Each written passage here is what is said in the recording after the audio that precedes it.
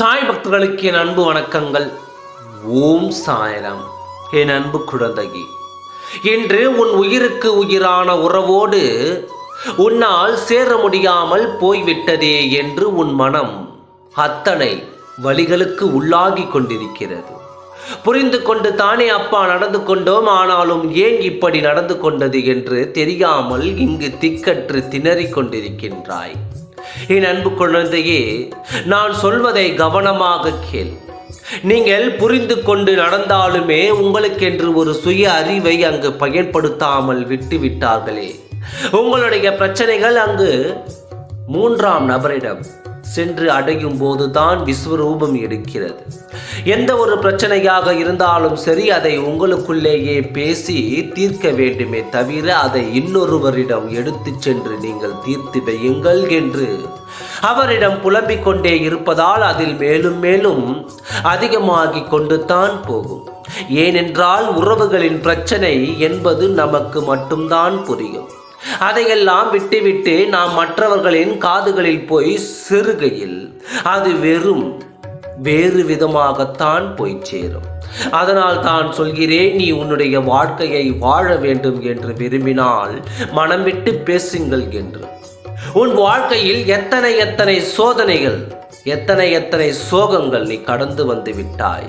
இதுதான் வாழ்க்கை என்று தீர்மானித்து கொண்டு இருக்கும் இந்த இடத்திலும் பிரச்சனையை அப்பா என்று நீ உன் மனதை போட்டு அத்தனை குழப்பங்களோடு இருந்து கொண்டிருக்கிறாய். நம்பிக்கையோடு இரு. நிச்சயமாக உனக்கானவர் என்றால் உன்னை வந்து சேரத்தான் போகிறார். அதில் எந்த மாறுதலுமே கிடையாது. உனக்கானவர் என்ற கருத்தை நம்பிதானே நீங்கள் இருவருமே சேர்ந்து வாழ்ந்து கொண்டிருக்கிறீர்கள். இப்பொழுது ஒரு தற்காலிக பிரிவை சந்திக்க வேண்டியது இருக்கிறதே என்று உன் மனம் வருந்தி கொண்டே இருக்கலாம். ஆனால் அந்த பிரிவுக்குள் புரிதல் என்ற ஒன்று இப்பொழுது உங்களுக்குள் புரிந்து கொண்டே இருக்கிறது. ஒவ்வொரு நாளும் புரியும், அதாவது ஒவ்வொரு நாளும் பிரியும் பட்சத்தில் அங்கு புரிதல் மேலும் இம்மேலும் வலுப்பட்டு கொண்டு தான் இருக்கிறது. இந்த புரிதலுக்காகத்தான் நாங்கள் பிரிந்து கொண்டு இருக்கிறோமோ என்று ஒரு கட்டத்தில் உங்களுக்கு தோன்றும் பொழுது நிச்சயமாக உன் சாயப்பாவின் ஆசீர்வாதத்தோடு நீங்கள் ஒன்று சேரத்தான் போகிறீர்கள்.